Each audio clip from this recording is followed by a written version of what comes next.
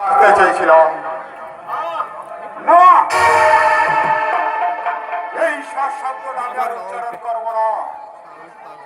এই স্বর শব্দটা শুধু অভিধানের পাতাতেই সীমাবদ্ধ, বাস্তবে এর আর কোনো মূল্য নেই।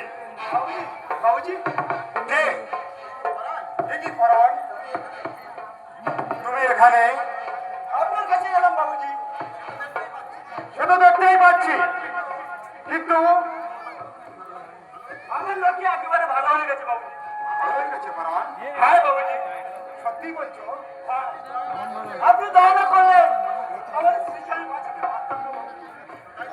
তাই তুমি আমাকে ধন্যবাদ জানাতে এসেছো? ঠিক তাই। না না, চাই না তোমার ধন্যবাদ। তুমি চলে যাও এখান থেকে। আপনি কি বলছেন বাবুজি? ঠিকই বলছি, তুমি ভুল জায়গায় এসেছো। ধন্যবাদ পাওয়ার উপযুক্ত লোক আমি নই। আমি একটা জেল খাটা আসামি। আমি আপনার সাথে কিছু জানি না বাবুজি। আমি জানি আপনি আমার জীবনটা আহ! আবার সেই ব্যথাটা মোচড় দিয়ে উঠল। একটা অসহ্য যন্ত্রণা আমার মাথাটাকে ঘুরে ঘুরে খাচ্ছে। আমি বোধহয় পাগল হয়ে যাব, পাগল হয়ে যাব।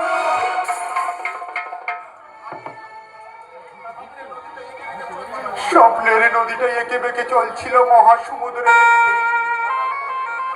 হঠাৎ বড় ঘুমিতে পড়ে সে কোথায় হারিয়ে গেল। স্বপ্ন ডুকরে ডুকরে কেঁদে উঠল। হতাশা তার কণ্ঠনালী চেপে ধরে ঋণের মধ্যে নিক্ষেপ করে। দেখি আপনি কাঁদছেন বাবুজি।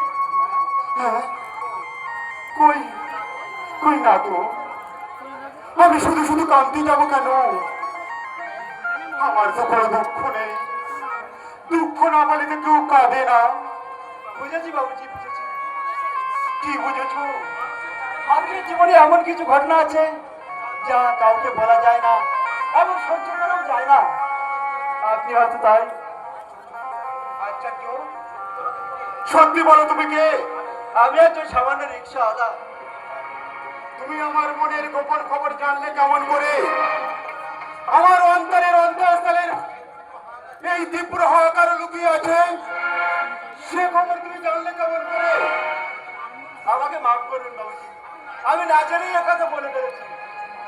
আচ্ছা পরাণ, তুমি তো তোমার রিক্সায় প্রতিদিন অনেক লোক নিয়ে যাও, তাদের সুখ দুঃখের খবর তুমি কি রাখো? তা কি করে সম্ভব বাবুজি? আমি গরিব মানুষ, আমার জন্য চিন্তা করতে হয়। হ্যাঁ, এই পেট নামক রাক্ষসটাও কোনো কথাই শুনতে চায় না। আচ্ছা, এই বিজ্ঞান তো অনেক কিছু আবিষ্কার করেছে, এমন একটা কিছু আবিষ্কার করতে পারে না যাতে মানুষের খিদে তেষ্টা কিছুই থাকবে না?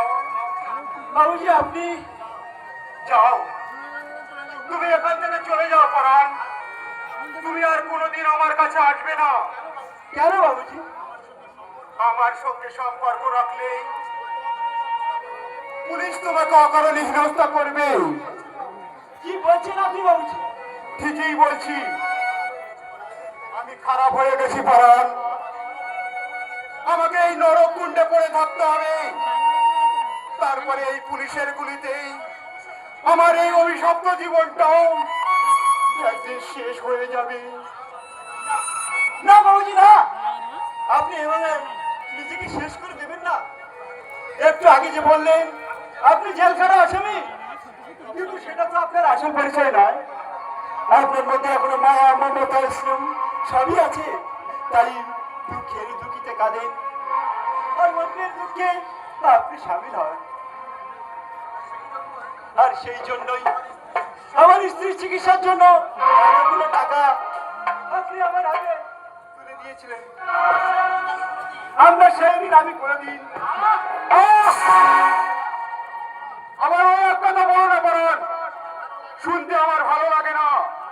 বাবুজি রামধনু রং আশার আলো দেখায় ঠিকই, কিন্তু এই হতভাগ্যের জীবন থেকে সেই রামধনু রং চিরতরে মুছে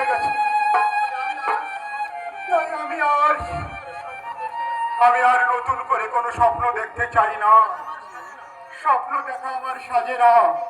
কিন্তু না না, আমি আর তোমার কোনো কথা শুনতে চাই না। যাও, তুমি এখান থেকে চলে যাও, আমাকে একটু একা থাকতে দাও। যাচ্ছি বাবুজি। তবে যাওয়ার সময় একটা কথা বলে যায়, চোরের ওপর রাগ করে বাড়িতে ভাত ঢেলে খাওয়া ঠিক নয়। তাদের চোরকে যেমন প্রশ্রয় দেওয়া হয়, তেমনি নিজের প্রতি অবিচার করা হয়, অবিচার করা হয়। অবিচার? না না, কিসের অবিচার? আমি তো সব জেনে শুনে পড়ার রিক্সাওয়ালা।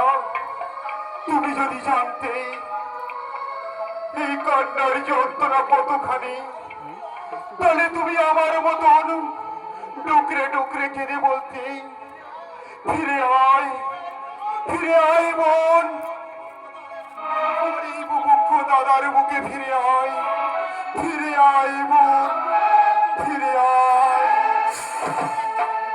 সে আমার ছোট বোন, বড় আদরে ছোট বোন, সে আমার ছোট বোন, বড় আদরে ছোট বোন।